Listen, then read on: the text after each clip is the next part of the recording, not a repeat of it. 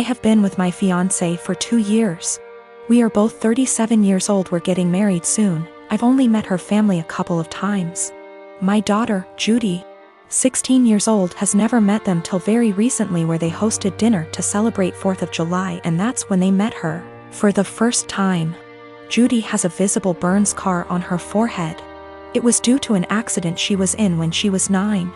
She used to be incredibly insecure about it, to the point where I was forced to homeschool her, and it was hard trying to deal with and navigate through this rough time. Now she's doing a lot better, though some comments can really cause her to become stressed out and anxious. My fiancé knows all that and respects it. Before we went to her parents' house, I asked her to tell them about Judy and her struggle, and get to try and not say anything negative about it or possibly mention it. She said she would guarantee no one will say anything. We got to the event and they talked to Judy, and she slowly warmed up to them. Everything was going well till it was dinner time. My FMIL looked at Judy while she was eating and pointed at her scar, basically asking questions about it, which made Judy lose her appetite and start to get uncomfortable. I kept sending my fiancé and her mom signs to knock it off, but to no avail. Finally, FMIL then brought up the wedding and asked my fiancé if it'd be possible to Photoshop the scar out of any wedding photos that will have Judy in them, just in case they distract viewers.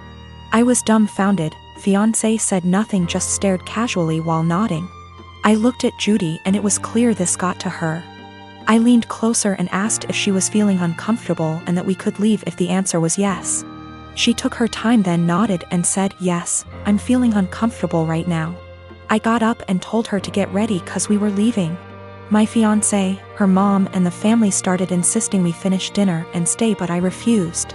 I took Judy and got in the car and left before even talking to my fiancé. Obviously, she was pissed.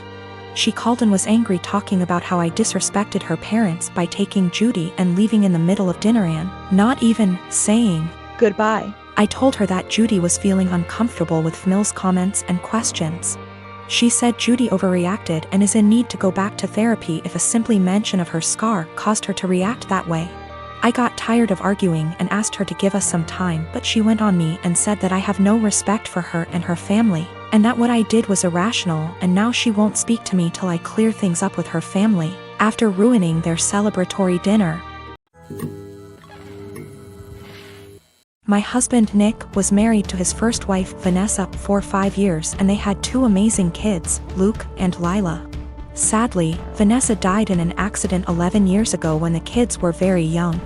I started dating Nick 8 years ago, and we started off very slowly for obvious reasons. Nick has always been a little more distant than anyone I'd ever been with. But he and the kids lost Vanessa so young that I understood it. After 3 years of dating, Nick asked me to marry him and I moved in. I've always had a really great relationship with Luke and Lila, and they were happy for me to marry their dad. I had wanted an actual wedding, nothing big. But Nick really didn't want one, so we got married at the courthouse with just Luke and Lila present. We had a really fast engagement, but it worked for all of us. I have loved being Luke and Lila's stepmom and officially adopted them after I found out I was pregnant with our son, Casey. The kids have been so great with Casey and help out so much. Nick was wonderful during the pregnancy and had always been a really loving dad and husband. But Nick has been pulling away a lot the last few months. He's been even more distant than usual and working late nights and going away with friends almost every weekend. I've tried talking to him, but he's been impatient with both me and the kids. I found out I was pregnant in June and am now 21 weeks pregnant with a girl. The kids are excited to have a little sister, but Nick just seems so indifferent to everything and everyone. He's been missing soccer games, Lila's birthday, doctor's appointments, etc.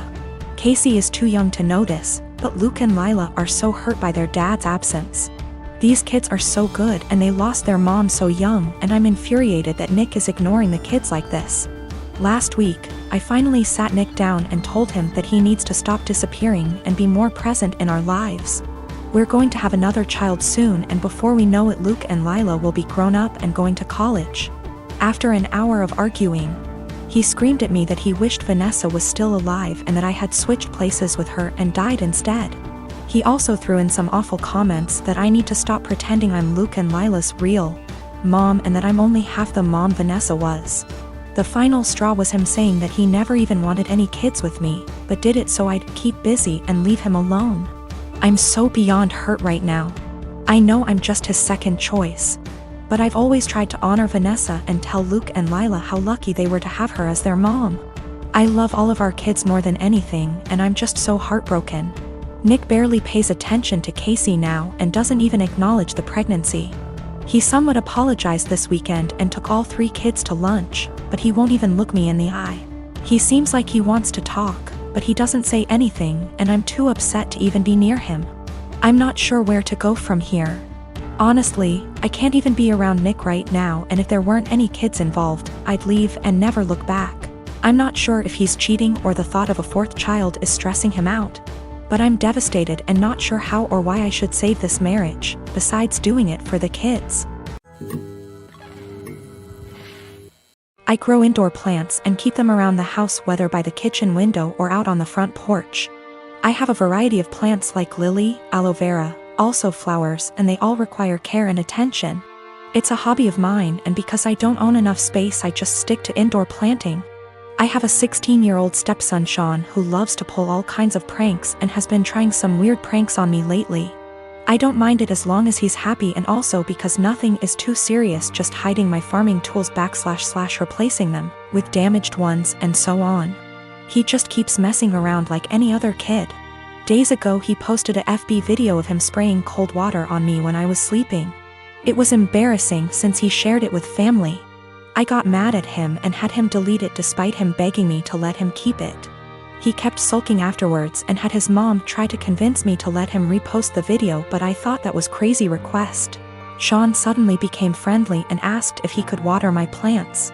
I was glad he asked and gave him the watering can and told him to start with the plants in the kitchen. He was gone for a few minutes, then he got back and started watering all the plants in the house. Later in the evening I was cleaning my tools and there was a weird smell coming from the watering can. It smelled like bleach. I freaked out and checked my plants, and the same smell was coming from them. I confronted Sean and asked what he watered the plants with.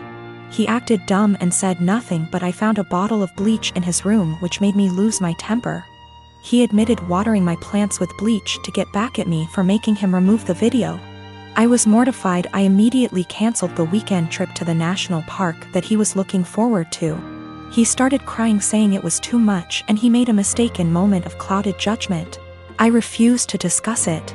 My wife feels bad. Sean hasn't been eating well since I canceled the trip, but he damaged my plants and caused me hurt and pain.